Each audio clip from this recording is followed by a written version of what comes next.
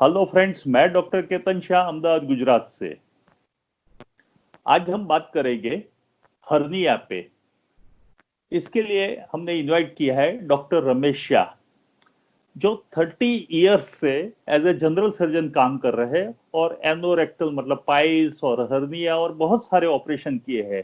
आज के lockdown period में हमने उनको कैच किया है और एक अच्छे रिलैक्स मूड में आज हम हमसे बात करेंगे डॉक्टर रमेश शाह। डॉक्टर रमेश शाह जी, आपका मैं इस वीडियो में स्वागत कर रहा हूं। केतन भाई, यूजुअली सर्जन्स रिलैक्स नहीं होते हैं, लेकिन मैं तो ऑपरेशन थिएटर में भी रिलैक्स होता हूँ।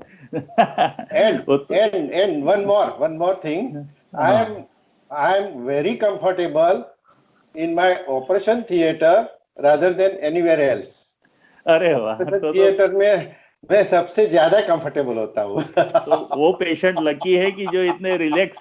लेकिन साहब, इसके पीछे आपका जो एक्सपीरियंस है वो है कि इतना रिलैक्स रहने का रीजन यही है कि जो आपका इतना 30 साल की प्रैक्टिस में आपने बहुत सारे ऑपरेशन और ये सब किया है, इसलिए आप इतने रिलैक्स होके काम करते हैं। सर, ये मेरे दर्शक जानना चाहते हैं कि हर्निया क्या है। इसमें क्या है कि हर्निया कोई डिजीज नहीं है। नंबर वन, ये कोई सूजन नहीं है। ऐसा कोई ऐसी कोई चीज नहीं है कि जो दवाई से वो अच्छा हो जाए। हर्निया दो तरह के होते हैं। एक तो जो जन्म से ही ओपनिंग जो नीचे होता है वो बंद नहीं होता है, वहां से सीधा इंटेस्टिन बाहर आते हैं, आंतरडे बाहर आते हैं। उसको हम जन्म से जो हर्निया होता है, इंग्लिश में उसको कंजेनिटल हर्निया बोलते हैं। और दूसरा जो हर्निया होता है वो 40-45 के बाद में होता है, क्योंकि उसमें वो दर्दी के मसल्स वीक पड़ जाते हैं। उसमें कोई ओपनिंग नहीं होता है, उसमें मसल्स वीक पड़ जाते हैं, इसीलिए वो इंटेस्टिन को होल्ड नहीं कर सकता, इसलिए वो बाहर आता है। तो ये दो टाइप के मेन हर्निया होते हैं, कंजेनिटल मीन्स जन्म से, और एक्वायर्ड मीन्स आफ्टर 45 या। तो कितने टाइप के हर्निया होते हैं और कौन से हर्निया ज्यादातर कॉमन पाए जाते हैं? या अभी ये टाइप तो मैंने जो कह दिया आपको कि एक कंजेनिटल हर्निया होता है, एक एक्वायर्ड हर्निया होता है। हाँ। तीसरा एक पॉसिबिलिटी है जो अभी लेप्रोस्कोपी के जमाने में ये सब कम हो गया है, इंसिजनल हर्निया होता है। इसमें जो पेट हम पेट के ऊपर जो चीरा लगाते हैं, उसका हीलिंग अगर अच्छा नहीं हुआ है, या फिर पेशेंट को डायबिटीज, क्रॉनिक कॉफ ने ऐसा कोई बीमारी है, तो वो जो स्टिचेस लिए होते हैं उसमें गैप हो जाती है, उसमें से भी इंटेस्टिन बाहर आते हैं। इसको हम इंसिजनल हर्निया कहते हैं। वो ये तीसरा है। मेनली देखो, मेनली हर्निया जेंट्स में इंग्वाइनल होता है।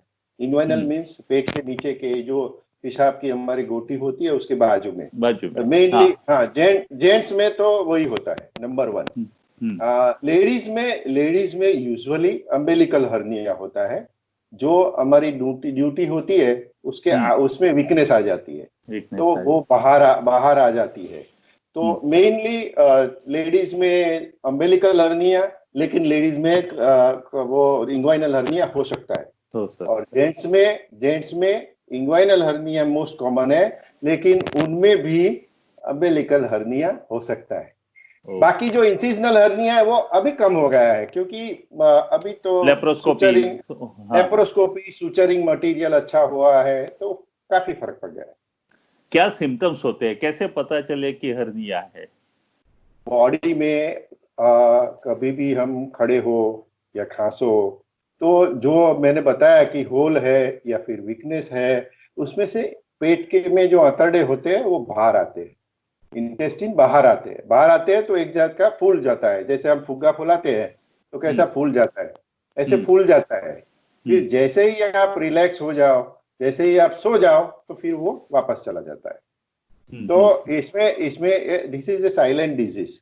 सो in this period people get ready, लोग तैयार हो जाते हैं। लेकिन पहले के जमाने में इसमें कोई पेन नहीं है, इसमें कोई तकलीफ नहीं होती है, तो लोग काफी टाइम खींचते थे ऑपरेशन के लिए।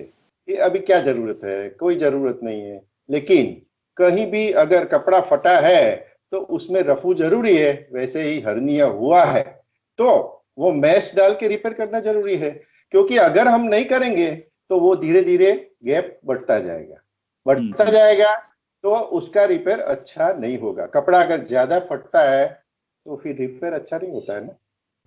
तो आपने बोला कि मैश डाल के आप ऑपरेशन करते हो, तो यस क्या, यस। किस तरह से उसमें सर्जरी होती है, और काफी सिंपल सर्जरी होती है क्या? उसके देखिए मैं, हाँ हाँ, यूजुअली अम्बिलिकल हर्निया जो है उसमें हम स्पाइनल देते हैं। बाकी इंग्वाइनल हर्निया, अगर पेशेंट ज्यादा ओबेस नहीं है, ज्यादा हट्टा कट्टा नहीं है, तो मैं तो लोकल में ही करता हूँ। जो भी मैं सर्जरी करता हूँ, अभी मैंने परसों ही एक हर्निया लोकल में, ये ऐसा माहौल ऐसा है तो हर्निया लोकल में किया, 2 घंटे में पेशेंट को घर पे भेज दिया। ओ तो हाँ, सिर्फ लोकल में, वो मेरा लोकल। एनेस्थेटिस्ट है, हाँ वो भी लोकल का मास्टर है। तो हम वहाँ ब्लॉक देके ये हर्निया करते हैं। और तो काफी पेशेंटों को local means there is no anaesthesia, they हाँ, can go home in 4 hours. तो ज्यादातर लोग बैक में इंजेक्शन देके, जो आप बोल रहे हो हाँ वो स्पाइनल जो एनेस्थीसिया, स्पाइनल, उसमें करते हैं। लेकिन हाँ आप रूटीन में ज्यादातर करते हैं, बहुत सारे केस में जहां भी चांसेस है वहां लोकल पे में आप करते लोकल इंजेक्शन हैं, लोकल देके में भी करते कर सकते हैं। हैं, हाँ कर सकते हैं। और मैश डालते हैं तो मतलब क्या जाली जैसा होता है, क्या होता है ऑपरेशन में? वो जो प्रोलीन, जो जो हमारा जो सुचर मटेरियल प्रोलीन आता है, उसका उसका ये मैश बनाते हैं। मैश हम्म में क्या है कि वो जाली जो होती है, उसके जो जहां भी गैप हो जाती है वहां हम रख देते हैं, आजू बाजू फिक्स कर दे। आप ऐसा समझो कि कपड़ा फट गया है और हम्म, कैसे हम रफू करते हैं, बस वो हाँ हाँ ही है इसमें। ये हमारा नाम बड़ा है तो ये बड़ा चीज लगता है, बाकी हाँ, सिंपल भाषा में कहो तो कपड़ा फट गया है और हम रफू करते हैं। रफू कर देते हैं। लेकिन कोई रफू नहीं करवाए, ऐसे ही कपड़ा चलाए तो काफी कॉम्प्लिकेशन भी हो सकते हैं इसमें, आगे हाँ जाके उनको वो, प्रॉब्लम भी हो हाँ सकता है। वही, हाँ वही मैंने बोला ना था कि अगर अगर ऑपरेशन नहीं करवाता है तो धीरे धीरे बढ़ता जाता है, तो उसको पेशाब करने में तकलीफ होती है। पेट में होता है तो आंतड़े बाहर आते हैं तो उनको डाइजेशन में तकलीफ होती है। और मोस्ट इम्पोर्टेंट, हमने कहीं कहीं हर्निया इमरजेंसी में किए हैं, हम्म, क्योंकि आप खांसी खाते हो, खड़े होते हो तो बाहर आता है, फिर अंदर नहीं जाता है। हम्म, उसको हमारी भाषा में ऑब्स्ट्रक्टेड हर्निया कहते हैं। तो हम्म। वो तो अपेंडिक्स की तरह आधी रात को करना पड़ता है, नहीं तो उसका इंटेस्टिन का वो खलास हो जाते हैं। इसलिए ये इसका बड़ा भय है कि एज सुन एज, जितना जल्दी हो सके इतना ऑपरेशन करवा लेना चाहिए।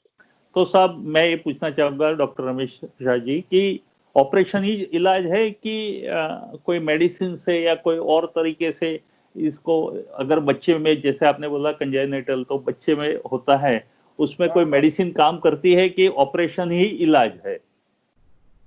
एलोपैथी में तो कोई हो और कुछ इलाज नहीं है। नहीं है। एलोपैथी में, क्योंकि हमारा थियरी ये है कि जो ओपनिंग है, हाँ ऐसा हो सकता है कि ताजा जन्मा हुआ अगर बच्चा है बच्चा। और हम्म। हाँ उसको कंजेनिटल हाइड्रोसिल, ये कंजेनिटल हर्निया है और ज्यादा ज्यादा नहीं है, तो we can wait up to 3-5 years।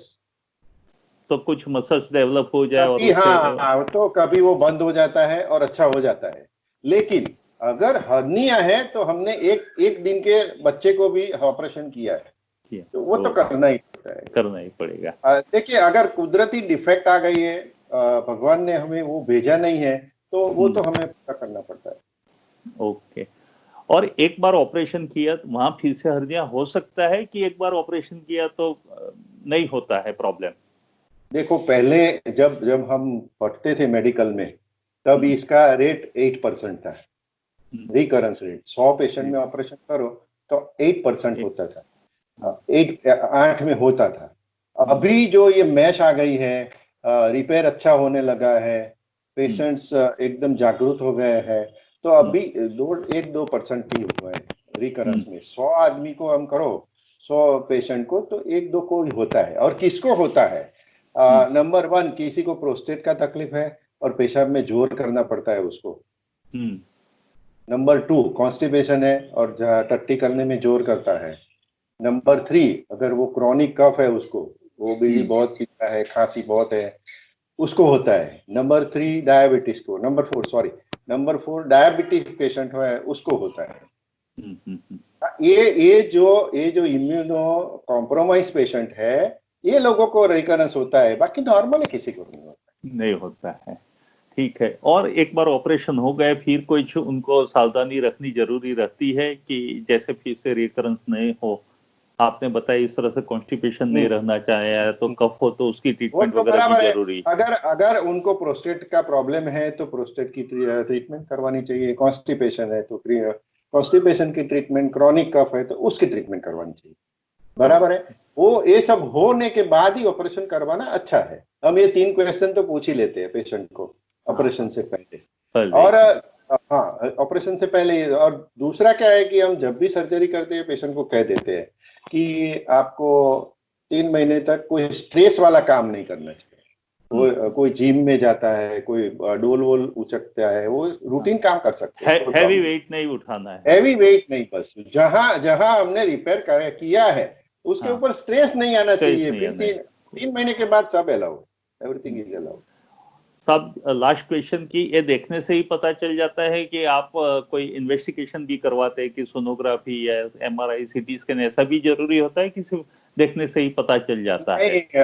99% तो देखने से ही पता चल जाता है, लेकिन हम देखने के बाद कहते हैं कि आपको हर्निया है, तो पेशेंट के मगज में नहीं उतरता है। अभी के पेशेंट ऐसे हैं। तो only sonography is okay, sonography is sufficient. क्योंकि सोनोग्राफी में ये लोग जो ओपनिंग हो है उसका साइज भी बताते हैं, मैश कैसी यूज करनी वो भी हमें पता चलता है। तो sonography is more than sufficient. CT scan की जरूरत नहीं पड़ती। तो थैंक यू डॉक्टर रमेश भाई, आप हमारे साथ जुड़े और बहुत अच्छे रिलैक्स मूड में आपने हंसते हंसते पूरा हर्निया बता दिया। जैसे आप हंसते हंसते पूरा ऑपरेशन कर देते हो, ऐसे ही आज मेरे व्यूअर को आपने हर्निया का पूरा बता दिया। और मेन यही बात है कि आपको कहीं से जोर नहीं करना है। और दूसरा कि इसको हम हिंदी में या गुजराती में सारण गांठ कहते हैं।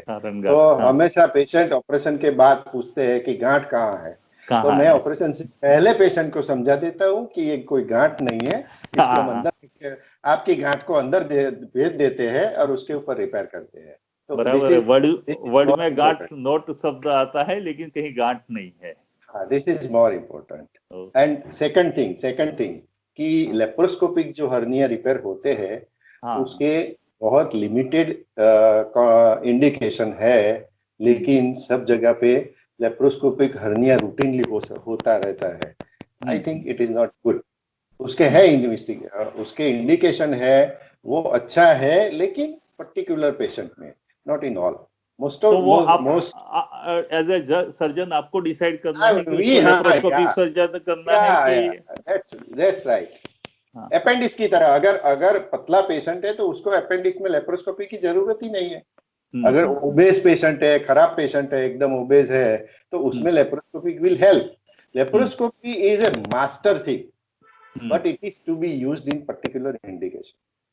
That is key, right? Okay, thank you doctor साहब, आपने बहुत अच्छे से रमूज तरीके से हमारे दर्शकों को बताया। और आपकी 30 इयर्स की प्रैक्टिस और अहमदाबाद में आपने इतना बहुत बड़ा काम किया है एनोरेक्टल, एज एनोरेक्टल सर्जन के हिसाब से इतनी बड़ी बहुत सारी सर्जरी की है, फिर भी आपने इस तरह से टाइम निकाल के मेरे व्यूअर्स को बहुत अच्छे से हर्निया समझाया। मैं आपका मेरे सारे दर्शकों की ओर से आभार व्यक्त करता हूं। Thank you very much. Okay.